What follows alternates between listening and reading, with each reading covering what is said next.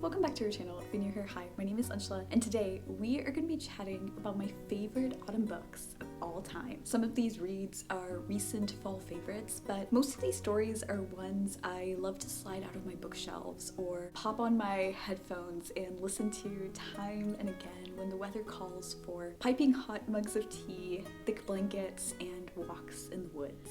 I'm going to start with a book that I unapologetically adore. The Night Circus by Erin Morgenstern is a surreal story set in Le Cirque des Rêves, a circus of dreams that entrances visitors under moonlight. The circus is open after dark and has a wide cast of artists, a fortune teller, a contortionist, and an illusionist. There is real magic that shrouds Le Cirque des Rêves. This dark, dazzling place is the secret stage for a duel between two magicians, Marco and Celia, who have been bound to each other since childhood. The romance integral to the Night Circus unfortunately uses Romeo and Juliet of all classics as its foundation, and the plot of this story is as thin as a tightrope. I do agree with pretty much every criticism I have ever heard about this novel, so I revisit The Night Circus for its atmosphere alone, for the sense of caramel lingering by a bonfire, for the taste of popcorn in black and white striped bags, the sounds of shuffling tarot cards. Autumn slips in and out of the Night Circus. Septembers and Octobers come and go, and this book spans 30 slow-moving years in which there is lots of movement,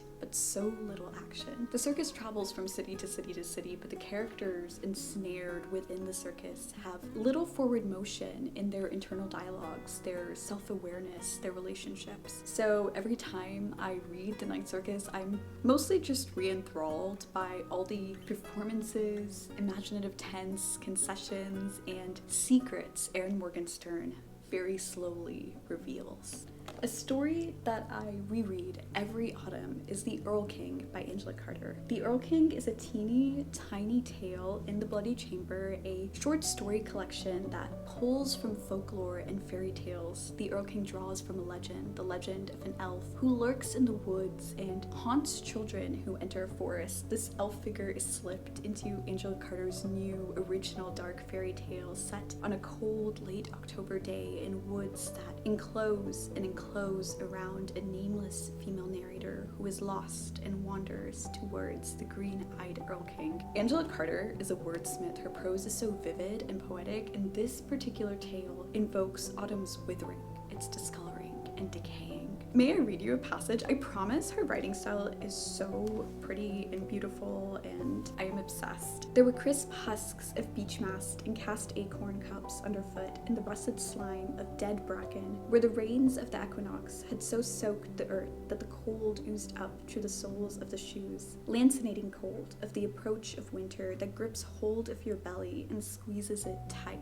Carter makes you feel like you're in the woods, and I think that's partially because the start of the story begins with a lot of you statements. Your belly, you step, you are inside, and then she subtly shifts later to I statements. Every sentence in The Earl King is so intentional and seeded with little descriptors and adjectives that help sprout a truly disturbing horror narrative that explores girlhood, seduction, dominance, and vengeance. If you like Bunny by Mona Awad and haven't picked up The Earl King, read this short story. It's 10-ish pages. The next book is one of my favorite graphic novels of all time, Seance Tea Party by Ramina Ye. Every chapter of this novel feels like an episode of a cozy autumnal cartoon series. This is Laura. Laura is afraid of growing up. She's in middle school, on the cusp of high school, still full of childlike excitement and a delightful imagination. One day, she holds a silly, goofy, fun little seance tea party by herself,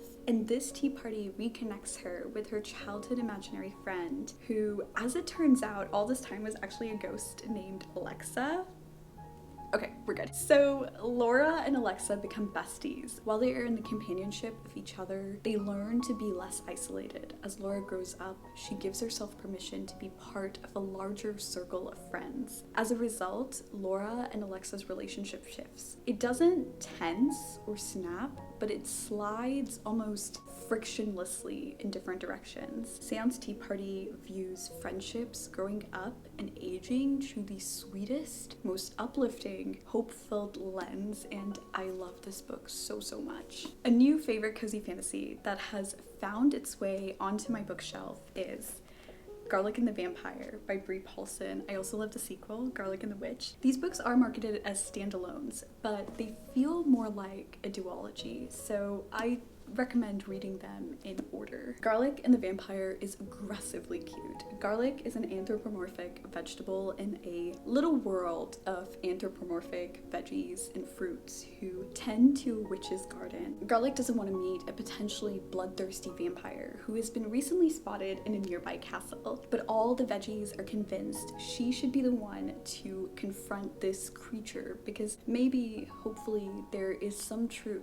to the age-old myth that garlic wards off vampires. So sweet little Garlic, with a lot of hesitation and trepidation, journeys away from her witchy garden home to a castle in the woods. This book is dedicated to, I just want to double check, is dedicated to all the anxious bulbs, and I really appreciated the anxiety rep in Garlic and the Vampire. Garlic worries a lot and she leaps to worst case scenarios, but she also wants to prove that she can be brave and strong, mostly to Carrot, but also to herself. This pair of middle grade graphic novels is so wholesome and comforting. The facial expressions of all the characters, from Garlic to the witch, are incredibly expressive, and the backgrounds are filled with the most beautiful forest greens you can imagine. I just want merch for this duology. I will take anything. Art prints, a grow your own garden veggie starter kit with cute little garlic, carrot, celery illustrations, anything. Anything is fine. I listened to The Very Secret Society of Irregular Witches for the first time last year and absolutely fell for the story of Mika Moon, a lonely witch who longs to be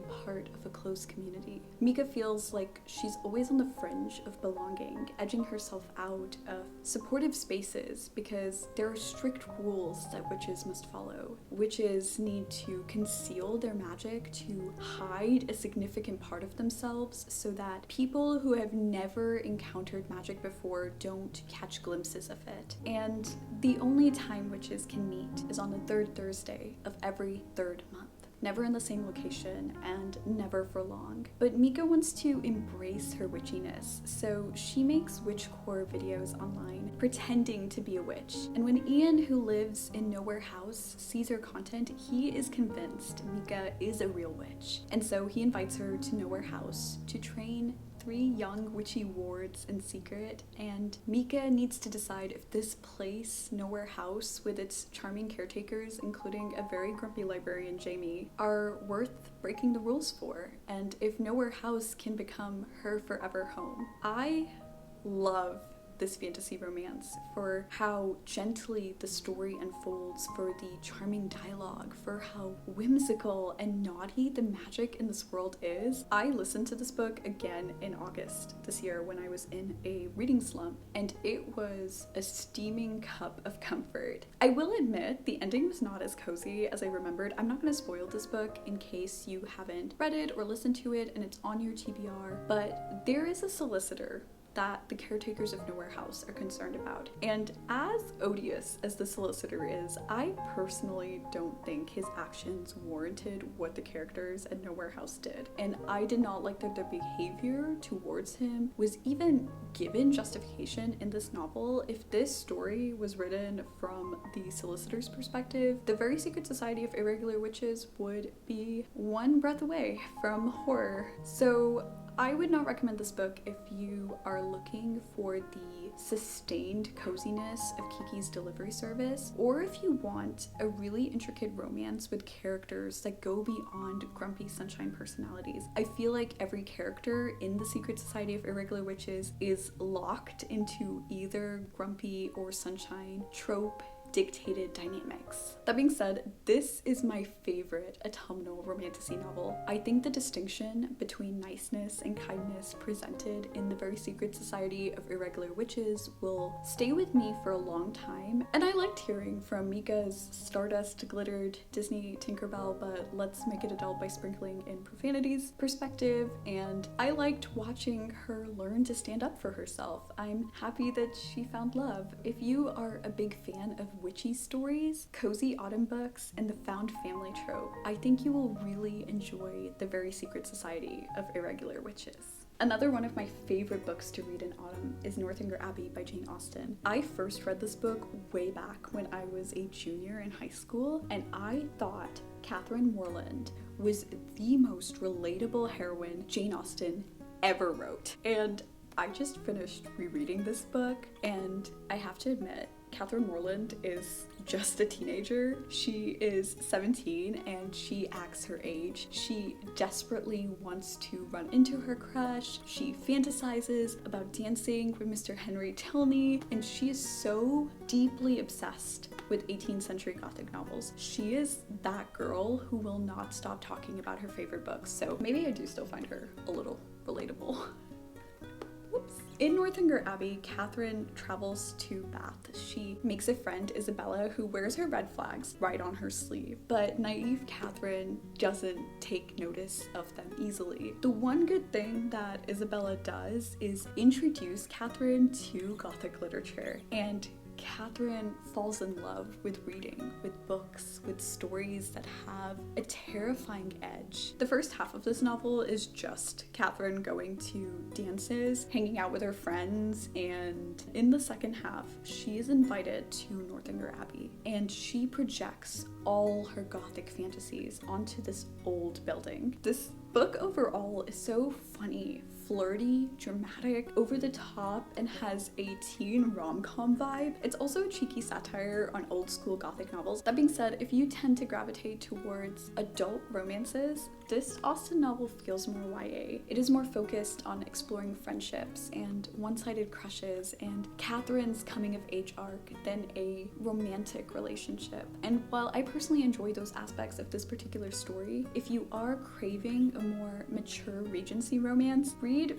Persuasion instead this autumn. Don't read Northanger Abbey. I'm just mentioning this book because it's my personal favorite Austen novel to read in the autumn time. The next classic is not only one of my favorite autumn books, it is also one of my favorite books of all time. You are probably really tired of hearing me gush about The Phantom of the Opera by Gaston Leroux. I am sorry, but I am also clearly not sorry enough to zip my mouth. So here we are. The Phantom of the Opera is a Gothic horror framed as a mystery. Gaston Leroux is the author, yes, but he also inserts himself into this haunting tale as a character and a narrator trying to unpack mysterious events that took place 30 years prior. These events include the kidnapping of Christine Daae, the disappearance of the Vicomte de Chauny, cannot pronounce French for the life of me, the death of his older brother Philippe, and the role the opera ghost plays in all these happenings. This book is theatric in its storytelling. The characters in The Phantom of the Opera do not know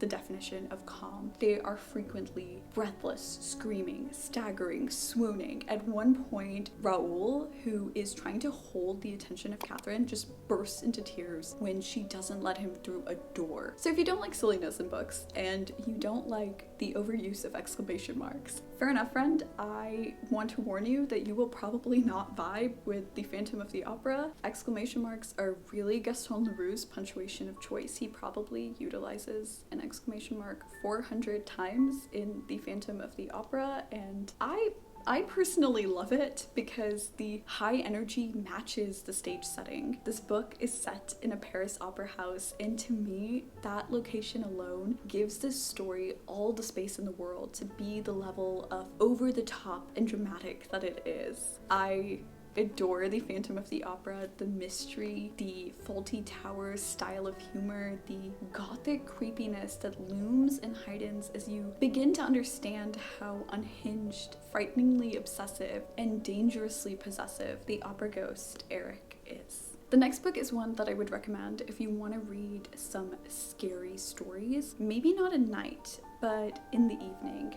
Things We Lost in the Fire by Mariana Enriquez, translated by Megan McDowell, is truly frightening. Please, please, please look up content warnings for this short story collection. Mariana Enriquez is so good at making you feel scared of what is closest to reality. It is the everyday injustices in this book that are far more disturbing than the gore and haunted homes that also exist in this collection. Mariana Enriquez has a background in journalism, so she deftly raises awareness and reveals truths about the extremes of inequality, gentrification, brutality, all these grounded fears that have long existed in her home country, Argentina. Things We Lost in the Fire is one of the best horror books I have ever read. These stories are incredibly quick reads. Some are quite grotesque, claustrophobic, suffocating, and all are tightly wrapped in an eerie, unsettling, shadowy atmosphere. Those are all of my top favorite autumn books, the stories that I think about